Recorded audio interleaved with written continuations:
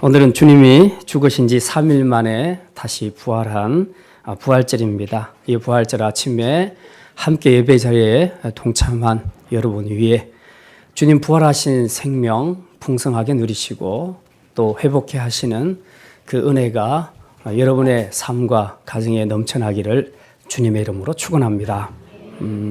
이제 부활절은 계절상 봄에 있습니다. 그리고 봄은 실제 부활의 계절이기도 합니다. 겨울에 죽었던 것 같은 나무에서 이제 푸른 풀이 돋고 잎사귀가 돋아납니다. 지금 보니까 남쪽에는 벌써 산수유, 튤립 이런 거 가지고 지역마다 지금 그 축제를 하고 있더라고요. 이미 시작을 했는데 참 이런 것들을 보면 정말 부활의 계절이구나 하는 것들을 우리가 느낄 수가 있습니다. 겨울 동면에 빠졌던 곰과 개구리들이 이제 겨울잠에서 깨어나서 세상 밖으로 나와 활동하는 그런 생명의 약동을 느낄 수 있는 그런 계절입니다. 이처럼 부활절은 계절적으로 보나 또 그 의미상으로 보나 죽은 것이 다시 살아나는 그런 생명의 힘을 느끼게 해주는 절기라고 말할 수 있는데요.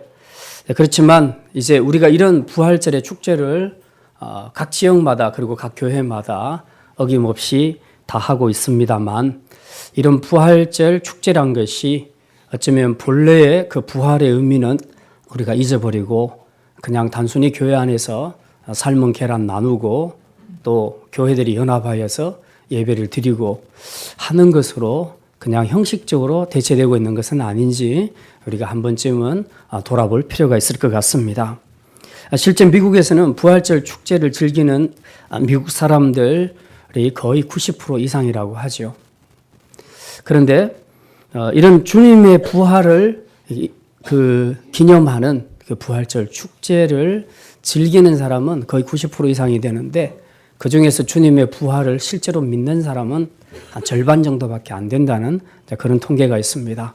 그리고 더 심각한 것은 자신이 부활할 줄로 믿는 사람은 20, 30%밖에 되지 않는다는 통계입니다.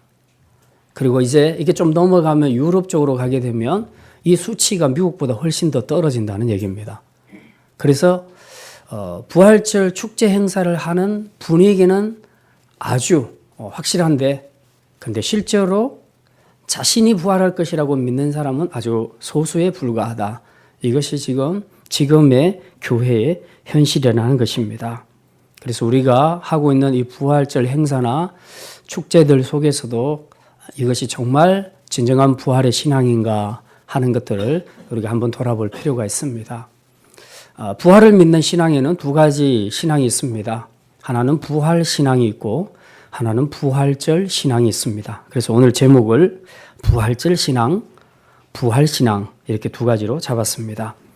이제 이미 이 단어 속에서 여러분이 짐작을 하시겠지만 부활 신앙이라는 것은 일단 주님의 역사적인 부활을 믿으면서 동시에 그 믿음을 근거로 하여 나도 부활할 것이라는 부활의 소망을 가지는 것, 믿음을 가지는 것을 진정한 부활 신앙이라고 말합니다.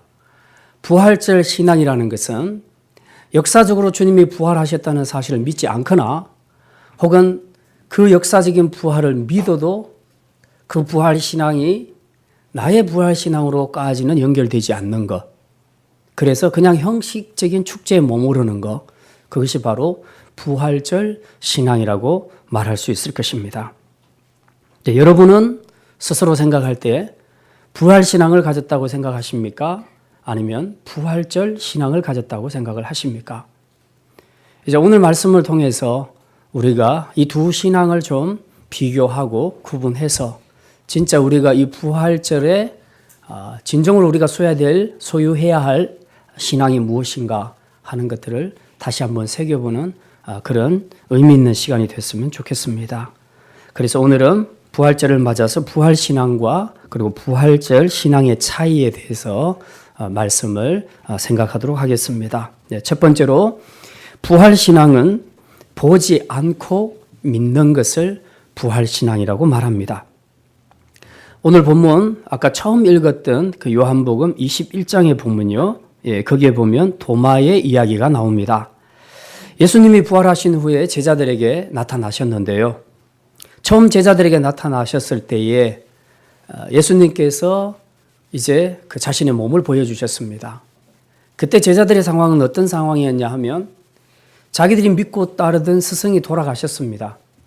그래서 지금 이 일로 인하여 자신들에게 좋지 않은 영향이 미칠까 봐 다들 두려워하고 문을 닫고 서로가 숨어서 그렇게 숨을 죽이며 지내고 있는 그런 상황이었습니다. 그때 부활하신 주님이 나타나셨거든요. 그래서 문을 관통하고 들어오셨습니다. 문을 열고 들어오신 것이 아니라 그냥 쓱 관통하고 주님이 들어오셨습니다. 들어오셔가지고 제자들에게, 두려워 떠는 제자들에게 맨 먼저 하신 말씀이 평강이 있을지어다. 그렇게 말씀하셨습니다. 이제 두렵고 떨지 말라는 거죠. 부활한 내가 여기 왔다. 그래서 평강을 먼저 말씀하셨습니다. 그러고서는 어리둥절해하는 제자들에게 내 손도 한번 만져봐라. 그리고 내 옆구리도 한번 만져봐라. 그래서 내 손에 지금 못 박힌 못자국도 한번 보고 옆구리에 찔린 창자국도 한번 봐라. 내가 부활한 너의 스승 예수가 맞다라고 그렇게 말씀하십니다. 그래서 다 만져보고 보니까 진짜 맞거든요. 그래서 제자들이 너무 기뻤습니다. 근데 그 자리에 도마라는 제자가 없었습니다. 그래서 후에 만나서 이들이 도마에게 전하죠. 우리가 부활하신 예수님 만났다. 너무 기쁘다. 하고 전했더니 도마가 이제 그렇게 말합니다. 25절 말씀에 있지요. 25절 말씀. 요한복음 20장 25절 말씀. 우리 같이 한번 읽겠습니다. 다른 제자들이 그에게 이르되 우리가 주를 보았노라 하니 도마가 이르되 내가 그의 손에 못자국을 보며 내 손가락을 그 못자국에 넣으며 내 손을 그 옆구리에 넣어보지 않고는 믿지 않겠노라. 예. 주님 부활하신 사건이 역사적인 사실이 틀림이 없고 그리고 다른 제자들도 이미 다 보고 믿었는데 도마는 직접 보지 않고는 믿지 않겠다고 그렇게 말합니다.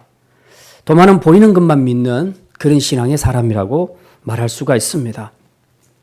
오늘 이 도마와 같은 마인드가 현대인들에게 있습니다. 현대인들의 모든 정신은 다 보는 것을 믿는 겁니다. 굉장히 과학적이고 그리고 합리적이고 그리고 실험을 해서 통과한 것만 믿는 실험주의 정신이 강한 것이 오늘날 현대인들의 마인드입니다. 도마가 이런 마인드를 가지고 있기 때문에 보지 않고는 절대로 믿지 않겠다고 말한 것입니다. 이런 류의 사람들은 대부분 다 철저한 과학적인 입장에서 이제 객관적인 증거를 보여주기를 원합니다. 물질적인 증거를 보여주라는 거죠. 예수님 얼굴을 봐야겠다. 예수님 손도 만져봐야 되겠고 그리고 진짜 예수님이 맞는지 옆구리에 못자국, 창자국도 봐야 되겠다. 이런 물질적인 증거를 요구하는 것입니다. 예수님의 제자였고 살아있을 때에 예수님이 부활하실 것이라는 것을 충분히 들었음에도 불구하고 도마는 지금 주님이 부활하셨다는 사실에 대해서 믿지 않고 보이는 증거를 보여달라고 그렇게 말하고 있습니다.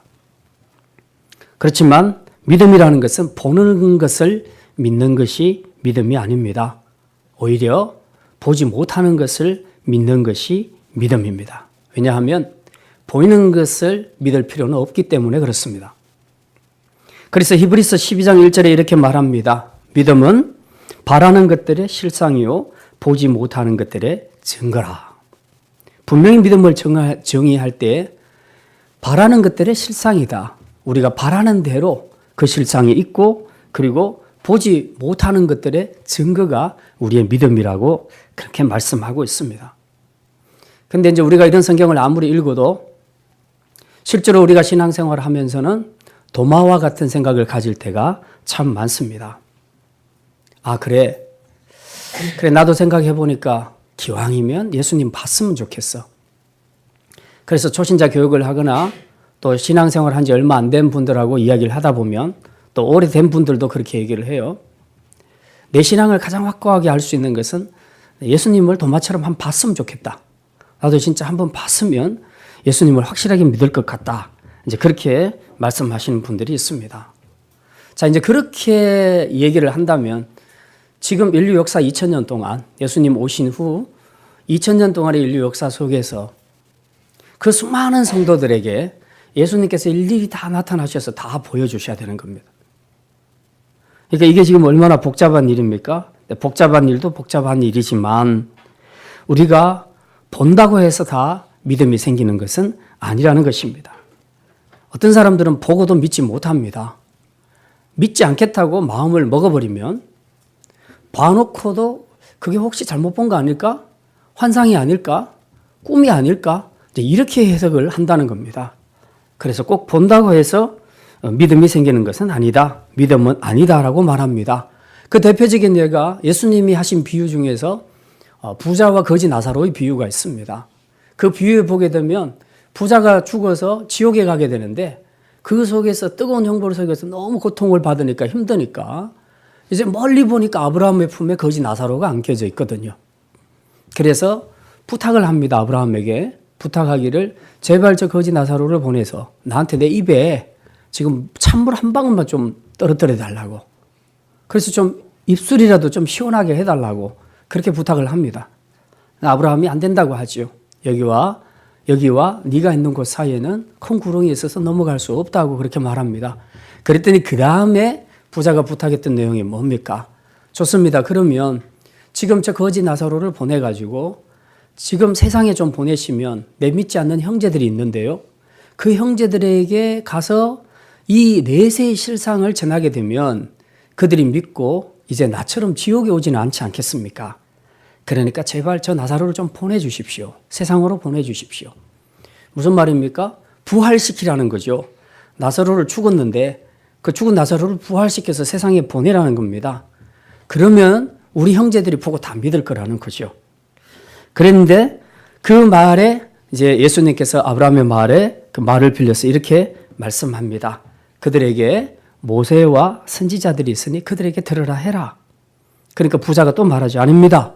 나사로를 부활시켜서 보내면 반드시 우리 형제들이 믿을 겁니다. 그러니까 아브라함이 또 이렇게 말하죠. 이게 누가복음 16장에 있는데요. 31절에 보면 모세와 선지자들에게 듣지 아니하면 비록 죽은 자 가운데에서 살아나는 자가 있을지라도 구원함을 받지 아니하리라. 네 말대로 나사로를 부활시켜서 보내도 그 사람들은 안 믿는다. 왜? 믿음의 본질은 본다고 해서 믿는 것이 아니라는 것을 확실하게 규정하고 있습니다. 우리 생각에는 보면 믿을 것 같은데 그런데 그렇지 않습니다. 가장 대표적인 예가 어떤 것이냐. 예수님을 따라다녔던 12제자들 그리고 예수님께서 광야에서 빈들에서 오병이어로 5,000명을 먹이시는 그 기적을 보고 그리고 귀신을 쫓아내고 안전병이를 일으키고 장님의 눈을 뜨게 해주셨는데 그걸 눈으로 다 봤으면서도 그들은 마지막에 주님을 배신했습니다. 그러니까 보고도 보면 확실하게 믿는 것이 맞는가? 그렇지 않다는 거죠. 믿음은 전혀 보는 것과 별개의 것이라고 성경은 분명히 우리에게 그렇게 말씀하고 있습니다. 진정한 믿음은요, 봄으로서 생기는 것이 아닙니다. 말씀만 듣고도 믿는 것이 진정한 믿음입니다. 이 무슨 얘기입니까? 어떻게 말씀만 듣고도 믿을 수 있겠습니까? 말씀에는 진리가 있고 그 진리를 믿도록 하는 성령의 역사가 있기 때문에 그렇습니다. 그러니까 그 말씀 안에 담겨져 있는 부활의 진리와 그리고 주님이 주님 되심에 대한 분명한 진리, 그 진리를 성령께서 드러내시고 우리에게 깨닫게 해주신다는 겁니다. 그러니까 나는 안 봤어도 2000년 전에 제자들처럼 살지도 않았고 오병이의 기적을 내 눈으로 보지는 않았어도 나는 충분히 그 말씀에 아멘하고 믿을 수 있게 된다는 겁니다. 성령의 역사는 보지 않고도 믿게 하는 그 능력입니다. 그러니까 오늘 우리 부활 신앙도 마찬가지입니다. 도마처럼 봐야만 믿는 것이 아니에요. 그렇게 했으면 예수님께서 2000년 동안 모든 사람들에게 다 일일이 보여줬어야 됐습니다. 그런데 이게 믿음의 원리가 아니라는 거죠. 그래서 주님은 보여주지 않았습니다. 그래도 이 부활 신앙을 가지고 순교의 자리에까지 나아갔던 우리 믿음의 선배들이 얼마나 많습니까? 그들은 보지 않았습니다. 예수님 보지 않았지만 그러나 그들은 말씀을 믿고 그 말씀을 통해서 깨닫게 해주시는 성령의 역사를 붙잡고 그 진리와 함께 나아갈 때 그들은 그 보지 않는 부활신앙에 자기의 목숨을 걸 수 있었다는 사실입니다. 오늘 이것이 믿음이다. 그러니 이제 20장 29절에 예수님께서 도마에게 말씀합니다.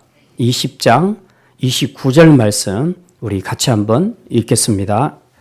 예수께서 이르시되 너는 나를 본고로 믿느냐 보지 못하고 믿는 자들은 복되도다 하시니라. 네. 오늘 이 부활의 아침에 사랑하는 성도 여러분, 우리가 부활하신 주님을 도마처럼 보지 못하고 만지지는 못하였어도 기록된 말씀만으로도 성령의 역사를 의지해서 주님의 부활을 믿는 진정한 부활신앙의 소유자가 다 되시기를 주님의 이름으로 축원합니다. 두 번째입니다. 부활신앙은 부활에 대해서 아는 것이 아니라 내 부활로 믿는 것입니다. 부활에 대해서 아는 지식이 아니라 나의 부활로까지 승화시켜 가는 것입니다. 오늘 두 번째 본문 우리가 요한복음 11장 말씀을 봤습니다. 예수님이 죽은 나사로를 살리신 내용인데요. 나사로, 마르다, 마리아 이 세 오누이와 예수님은 굉장히 친한 친분 관계가 있었습니다. 그래서 예수님이 사역하시다가 그 동네로 들르시면 꼭 그 집에 머물렀다고 성경이 그렇게 기록을 하고 있습니다. 예수님께서 나사로를 매우 사랑하셨습니다. 그런데 나사로가 죽었거든요. 나사로가 죽기 전 병들었을 때에 벌써 기별을 넣었습니다. 예수님께 와달라고. 그런데 예수님은 그 소식을 듣고 안 갔습니다. 일부러 안 갔어요. 예수님은 나사로가 죽을 때까지 기다렸습니다. 왜냐하면 사랑하지 않았어가 아니라 나사로의 죽음을 통해서 예수님이 누군가를 보여주고 싶었던 겁니다. 다시 말하면 죽은 자를 살려내는 이 하나님의 생명의 능력과 그 영광을 보여주기를 원했던 것입니다. 그래서 일부러 시간을 끌었습니다. 끌고 다른 데 가서 사역을 하셨습니다. 그리고 나사로가 죽고 4일이 지난 후에야, 그러니까 완벽하게 죽었다고 생각하는, 더 이상 살아날 가능성이 없다고 생각하는 그 시점에 예수님께서는 나사로의 집을 방문을 하셨습니다. 그때 보면 마르다가 예수님을 보고 엄청 섭섭하게 생각했습니다. 어떻게 우리 사이에 이럴 수가 있습니까? 우리하고 친분 관계가 얼마나 두터운데 우리가 이런 어려운 상황에서 기별을 넣었으면 주님 빨리 오셔서 한번 손 얹고 기도해 주시면 나을 거 아닙니까? 그런데 왜 죽을 때까지 안 오십니까? 인간적으로 충분히 섭섭할 수 있지요. 그래서 마르다가 그렇게 말하면서 이제 22절에 이렇게 말합니다. 요한복음 11장 우리 그 본문으로 가서 한번 확인해 보겠습니다. 요한복음 11장 21절과 22절 21절과 22절 같이 읽겠습니다. 마르다가 예수께 여짜오되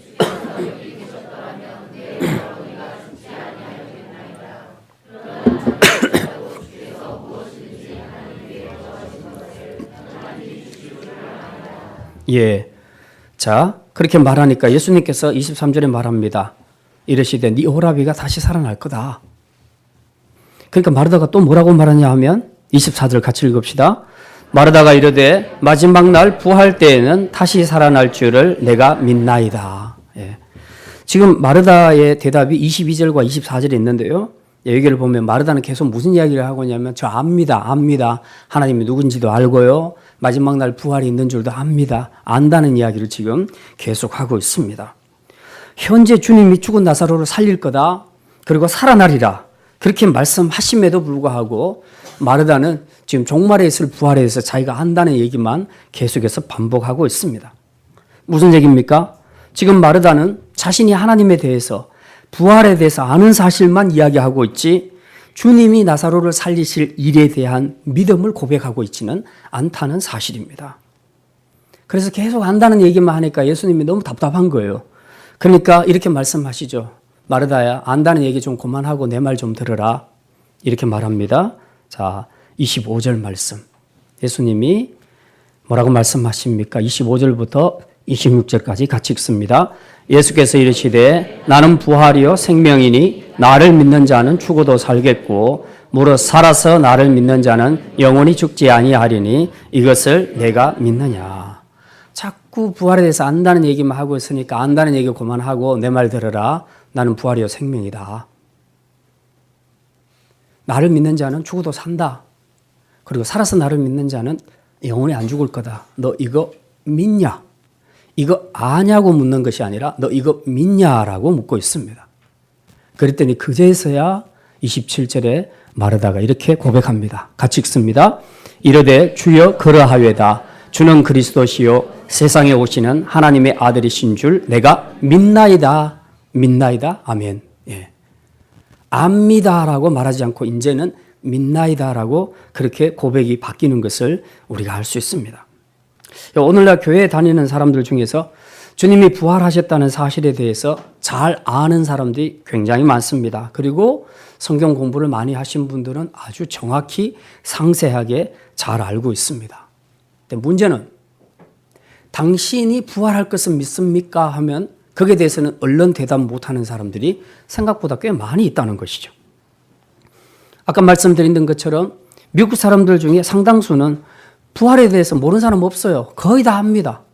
다 아는데 그런데 그리고 부활절만 되면 다 나가서 부활절 절기를 지키고 그 축제에 함께 참여합니다. 하지만 자신이 부활할 수 있겠냐고 물으면 거기에 대해서 예, 아멘 하고 대답하는 사람들은 생각보다 그리 많지 않다는 것입니다. 그런데도 불구하고 그들은 부활에 대해서 알면 그것이 곧 믿음이라고 생각하고 그걸 아는 사람을 크리스찬이라고 그렇게 정의를 한다는 것입니다. 그러니까 이제 크리스찬의 정의가 굉장히 달라지는 것이죠. 우리가 아무리 예수님의 부활에 대해서 지식적으로 알고 믿는다 할지라도 그게 내 부활로 연결되지 않으면 그거는 진정한 부활신앙이라고 할 수 없다는 사실입니다. 다른 사람에게 일어난 그 기적이 다른 사람에게 일어난 그 부활이 지금 나하고 무슨 관계가 있습니까? 2000년 전에 어떤 한 청년이 십자가에서 달려 죽었다는데 그래 그런 사람이 있을 수 있어. 그래 내가 믿어주지 뭐 믿을게. 근데 그게 지금 나하고 무슨 관계가 있냐고. 내 부활하고 무슨 관계가 있냐고. 그때 2000년 전에 죽으셨던 그분의 죽음이 지금 나하고 연관이 있어야 되고 그래서 나도 부활할 수 있다는 어떤 믿음을 고백할 수 있을 때 이것을 우리는 부활신앙이라고 한다는 겁니다. 그런데 역사적인 사실에 대해서는 동의해 주는데 그런데 내가 부활할 것이라는 그 믿음에 대해서는 확신을 가지지 못하는 이유가 무엇이냐 하는 거죠.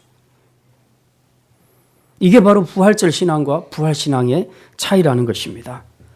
주님은 분명히 역사적으로 부활하셨습니다. 그리고 이제 우리도 부활하게 될 것입니다.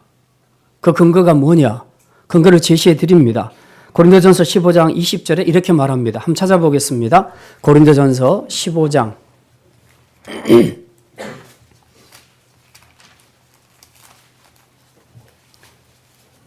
15장 20절입니다.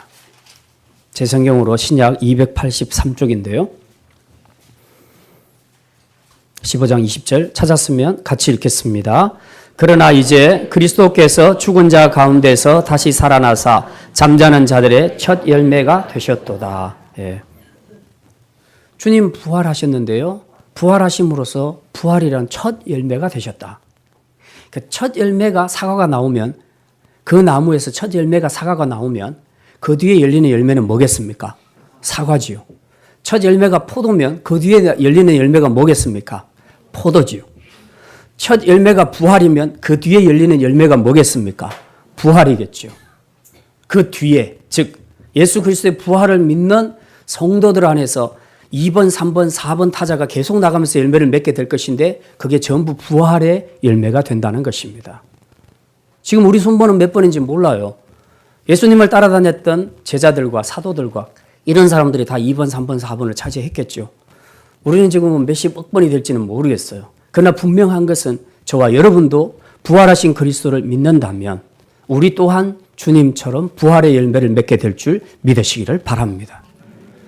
그래서 주님의 부활이 내 부활과 연결이 된다는 거예요. 연결이 되어야 하는 것입니다. 이게 연결이 안 되면 그거는 부활절 신앙이지 부활신앙이라고 할 수가 없다는 사실입니다. 오늘 특별히 세례받는 성도 여러분 꼭 기억하시기를 바랍니다. 여러분이 십자가에 못 박히신 예수를 믿고 그분과 함께 연합하여 죄 씻음 받고 죽었다면 이제 그분과 연합하여 다시 살아날 줄, 다시 부활할 줄 믿으시기를 바랍니다. 여러분이 세례받을 때 이 부활의 의미가 바로 이것을 포함하고 있다는 것을 여러분이 기억하셔야 됩니다. 지금 죽어도 여러분은 다시 부활할 줄 믿으시기를 바랍니다. 예, 마지막입니다. 세 번째로 부활신앙이란 삶에서 부활을 체험하는 것입니다. 삶에서 부활을 체험하는 것이 부활신앙입니다. 우리는 지금까지 몸의 부활, 육체의 부활에 대해서 생각했습니다. 예수님께서 죽은 지 3일 만에 육체로 부활하셨다. 그리고 우리도 나중에는 다 육의 부활을 하게 될 것이다. 이런 몸의 부활에 대해서 생각을 했습니다. 근데 이제 이건 못지않게 또 중요한 것이 한 가지가 있습니다.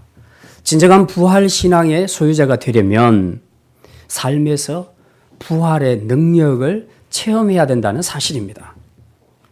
자, 우리 성도들의 고민은 늘 이런 것이죠. 그래, 예수님 부활하신 것 맞아. 나 믿어, 확실하게. 그리고 나도 종말에 부활할 거 알아, 믿어, 확실해. 확실한 믿음이잖아요. 웬만하면 부활신앙이라고 할 수 있죠. 내가 부활할 것까지 다 믿으니까 확실한 부활신앙 맞습니다. 그런데 그 다음이 문제죠. 그런데 요즘 내 삶은 왜 이래? 요즘 내 삶은 왜 이래? 왜 이렇게 엉망이고 왜 힘이 없어? 왜 이렇게 우울증에 빠져 있어? 왜 이렇게 한숨만 나와? 왜 이렇게 답답해? 왜 이렇게 그만 살고 싶지? 왜 이런 생각이 드냐고요. 지금 예수님의 부활이 나의 부활과 연결이 되었는데 그 생명이 나에게 전해져 왔는데 그것이 이론적인 게 아니에요. 그것이 교리적인 것이 아니란 말입니다. 그게 실제 내 삶에서 일어난 일이고 내 인격 안에서 일어난 일입니다. 그렇다면 그 연합하여 부활한 그분의 부활의 생명이 내 안에 들어오게 된다면 어떤 형태로든 꽃을 피워야 될 거 아닙니까? 죽은 것 같은 그 나무에서 꽃이 피고 싹이 움터져야 될 거 아닙니까? 그런데 지금 우리의 삶은 마치 죽은 고목나무처럼 그렇게 살고 있지는 않는가 우리가 한번 생각을 해보자는 거죠. 만약 그렇다면 이건 무슨 이유인가? 왜 예수님의 부활도 믿고 나의 부활할 것도 믿는데 왜 나 삶은 부활하고 전혀 관계없는 꼭 죽은 것 같은 그런 삶을 살고 있는가? 우리가 이것들을 좀 진지하게 돌아봐야 할 것입니다. 봄이 오고 따뜻한 바람이 불고 파릇파릇 새싹은 돋아나고 아름다운 꽃은 만발하고 살랑살랑 봄바람은 불어오는데 그런데 내 마음은 왜 북풍 한설 몰아치는 그런 추운 겨울처럼 냉랭할까?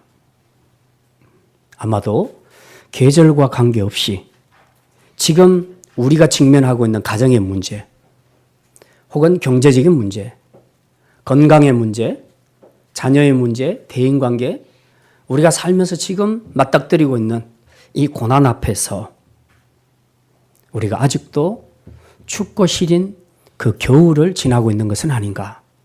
우리가 다시 한번 돌아봐야 할 것입니다. 이런 때는 오히려 봄날의 따뜻함이 따뜻하게 느껴지는 것이 아니라 더 서럽고 그리고 더 춥게 느껴질 수도 있습니다. 부활의 꽃들을 보는 것이 정말 우리에게 기쁨을 주는 것이 아니라 더 슬픔을 줄 수도 있습니다. 왜? 내 마음이 겨울이니까. 내 마음 안에 부활의 생명이 역사를 못하니까. 있기는 있는데 이론적으로는 와 있는데 실제적으로 그 생명력이 역사를 못해서 내 삶을 약동시키지를 못하고 있는 겁니다. 그러니까 봄은 왔는데 계절적인 봄은 왔는데 내 마음은 아직 겨울에 있고요. 그리고 부활의 꽃은 피고 있는데 내 마음, 내 영혼의 꽃은 다 시들어져 버리는 이런 삶을 살고 있다는 것입니다. 겨울에 죽은 꽃은 부활로 다시 피는데 경제적으로, 사회적으로, 건강 문제로 쓰러진 내 삶에 과연 부활의 꽃은 필 수 있을까? 이제 우리는 우리 삶에서 우리가 믿고 있는 부활이 어떤 능력을 나타내는지 분명히 생각해야 합니다. 근심 어린 표정으로 엠마오로 가던 두 제자. 이 두 제자는 예수님의 죽음에 대해서 곰곰이 생각하면서 고민하고 슬퍼하고 두려워했습니다. 그런데 바로 그때 부활하신 예수님께서 그들과 동행하시면서 말씀을 주셨습니다. 그때 그들의 마음에 맨 먼저 찾아온 것이 평강과 기쁨이었습니다. 평강과 기쁨. 부활하신 주님을 만나면 지금 보이는 상황과 전혀 관계없이 우리 마음 안에 부활하신 주님이 주시는 평강과 기쁨이 넘칠 줄 믿으시기를 바랍니다. 예수님을 잃고 시리에 빠졌던 11 제자들, 이들은 다시 갈릴리 바닷가로 나가서 고기를 잡았습니다. 사명을 잃어버렸습니다. 그런데 요한복음 맨 뒤에 보면 디베랴 바닷가에서 예수님께서 이제 생선을 구워주시면서 그들에게 말씀하시죠. 내 양을 먹이라. 내 양을 먹이라. 부활하신 주님을 만나면 그 생명력이 우리의 잊었던 사명을 회복해 해주시는 줄 믿으시기를 바랍니다. 부활의 주님을 만나면 이제 우리의 사명이 회복됩니다. 그동안 내가 뭐 때문에 살지? 내가 뭘 위해서 살지?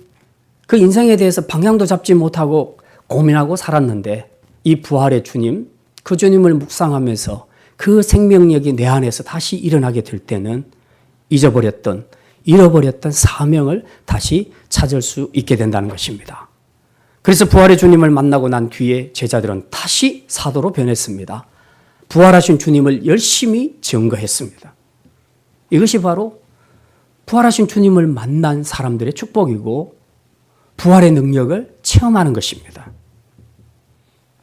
초대교회 성도들은 로마의 기독교 탄압 속에서 우리가 잘 아는 그 콜로세움 경기장에서 때로는 찢겨 죽고 때로는 불에 태워져 죽고 때로는 뜨거운 물 가마솥에 들어가서 삼겨서 죽고 엄청난 고통과 핍박을 많이 당했습니다.